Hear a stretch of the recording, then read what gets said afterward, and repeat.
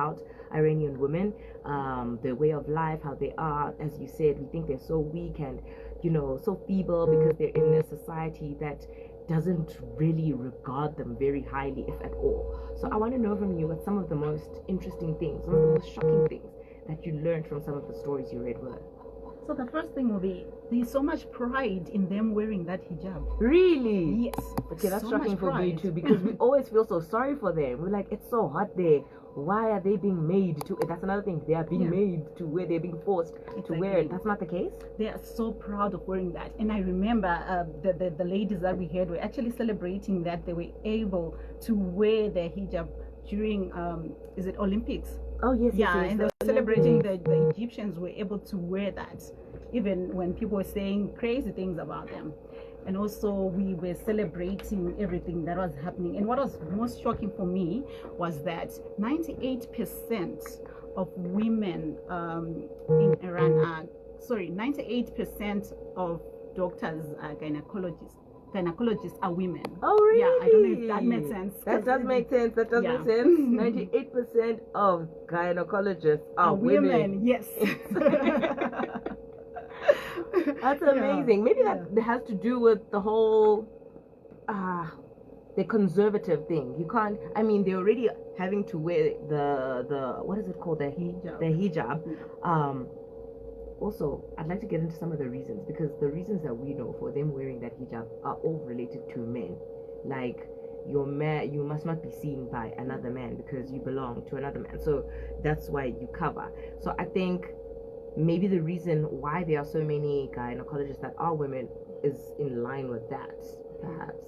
So what other reasons do they wear their hijabs for besides that? Do you know? Did they say in the book? They just said it's about their pride. I remember I was interviewing one of the ladies who came. Her name is Dr. Zara Sadat, and she's a PhD holder and dean at the University of Al-Zahra in Tehran. And she was actually saying it's our pride. Like, just as you would hold on to some of the things that we hold true to ourselves, like we look at things like lobola. Some people are like, but you're like, there's so much pride in these things. So that's the thing that happens. You're like, okay, so that's your culture, I respect it. That's my culture, I respect it. How can we work together? For the fact that you said doctor, that's another misconception. But they are not educated. They're not allowed to read. They're not allowed to go to school. Yet you are talking to a doctor who is a professor at the university. Another like literally in the 5 minutes that we've been talking, we've dealt with 3 stereotypes. So what feedback have you received from the women involved in the project? Oh my goodness, like I need to find a PA. I need to hire a PA. It's a lot. My phone is always busy. But things, it's so humbling just hearing from people saying you are changing my life. For people that took part in the competition, and for people, because there was an award ceremony as well, for people that got a chance to exhibit their work, because we also had illustrations that we exhibited. For people that attended the 2-day events, the first one was just a meet and greet with these Iranian women, and the second one was the award ceremony. And people are just saying, you have opened our eyes to new possibilities, to new worlds. And, some were able to know how they can get scholarships and go and study there. Some were able to know how they can take part in so many festivals. In Iran, they produce 1,700,000 books a year. Really? 1 million. Like, they have a robust publishing industry. And for me, that was very interesting because I love books. I was like, how can I take part in the festivals? How can I go and learn? How can I bring this back home? So yeah, the feedback has been awesome, both from the Iranians and the Zimbabweans. Really. That's amazing. That's amazing.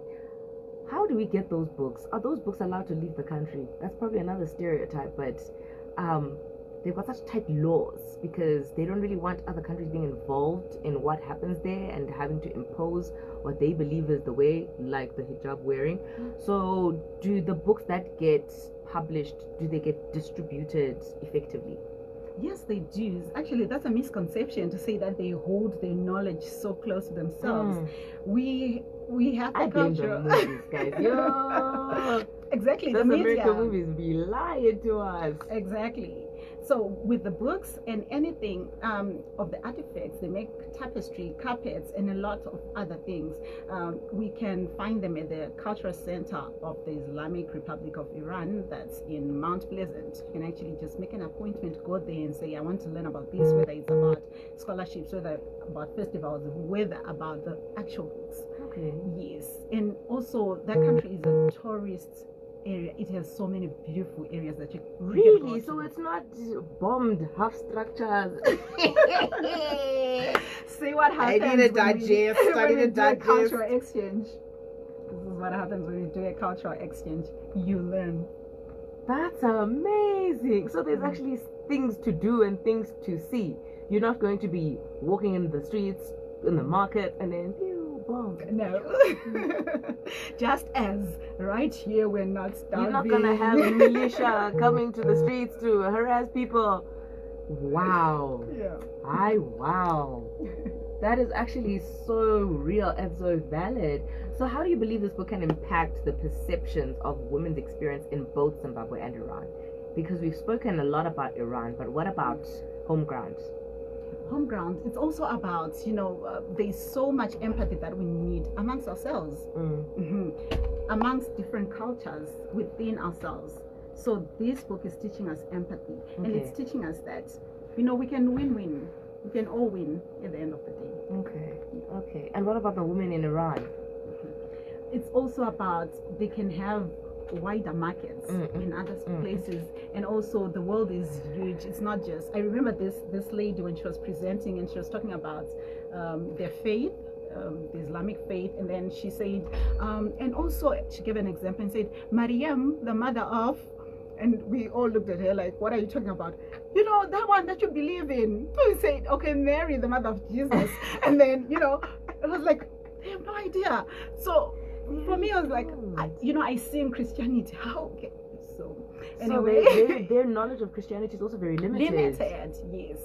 Wow. Because there's only 10% of other religions in their country. So for them, they can also open their worlds to appreciate other cultures, other religions. It's not about either parties converting into anything, but just coexisting. That is so important that you said that, because a lot of people tend to think that when you're trying to share their beliefs or their religion with us, which is maybe something we should have spoken about in Faith Facts actually, they think you're trying to have this a dominating one, which is very typical of Christianity, but everybody believes that their faith or what they believe in is the ultimate one. But sometimes that's not what it is. Sometimes you're just trying to share so that you can understand what some of the differences are between you two guys. You might even find some similarities. I know that from what they believe and what we believe, we know that the common ground is that there was a messenger. Yeah. Yes, at the very least, we have a messenger. They don't believe he's God's son, but they believe that he was a messenger. So that's actually very, very important. So what message do you hope that some of the readers that read this book take away? Like, what's the most important takeaway for you? The most important one is we can all win. In this world, the things that bind us together are more than the things that separate us. Say that again for the people at the back. The things that bind us together are a lot more than the things that separate us. It's always us that are. It's our focus actually. We're focusing on the things that separate us more than the things that bind us together. Right. I really love it. So, how can listeners? I know that every time we do pages, there's always at least a couple people that want a copy of the book. They want me to send it to them right now. So how can listeners support initiatives like this one or get involved in like similar cultural exchange projects? So the best would be to reach us. Our social media pages are Women Writers Support Network Africa, or they can reach me directly. My name is Sympathy Mangwenya, or I can give them my number. It's 0776. The one that is on the busy phone. Okay, so that one. Want to do that? I'm just giving it to someone who's going to be responding. Serious. Someone who's serious. This is not an opportunity to slide into the DMs. No, you want to get involved. It's for a good cause. You will be blocked. Yeah. Okay. Yeah. Thank you for that. Okay, you can give them your number now. All right. So that's 0776 030 312. One more time. 0776 030-312. Okay. So you had mentioned earlier in the beginning of the interview that there's so many projects that this book has led to. Can you tell us about some of the projects so that whoever is listening can be like, that's something that I would text her for? All right. So I'm not at liberty of saying a lot other things, but I will mention some of the things. We have what we call a season 3, which is where we share authentic stories as Zimbabweans just for the sake of healing. So that's coming up. We also planning a cultural exchange where we go to Iran. Selected people also go there to what are the requirements? What are the requirements? Follow those pages. We'll be sharing more on that. Okay. Yes, and we are also partnering with another company in the US called Chocolate Me, who we are planning to work with as well on another cultural exchange. So yeah, those are some of the many projects that we're working with. Sounds so interesting. Opportunity to travel. I love what you're doing. I really do love what you're doing, because a lot of us will never have the opportunity to go to places like Iran or even leave the country or the continent, in fact, so it's so important that we can have people, reliable people, that can give us this knowledge, like from a real people perspective, without any agenda, just sharing their experiences. So guys listening on the WhatsApp, if you have any questions at all, the number is 0719100404. That is the number to hit us up on. Make sure you do that. So if anyone wants to get it, you did give us your number. Yes, I did. Where can we follow you or follow the project? Like, give us the pages. You said we must follow the pages for more information. We need the pages. Tell us. All right. So it's Women Writers Support Network Africa across all social media platforms. That's Instagram. Yes. That's Facebook. LinkedIn. Okay. Yes. Twitter. Oh, it's now X. Yes. Okay. After that, what about TikTok? No. Okay. But I think we have some people adding because they were taking so many videos. So I think we have some of our volunteers. To those videos. Yes. TikTok. Okay. That's one more time. Women Writers Support Network Africa. That's the one. Thank you so much. I'm gonna keep you a little bit more in studio, because I do believe that we're gonna have some questions and there's some comments coming through on the WhatsApp as well. So I need to filter through them.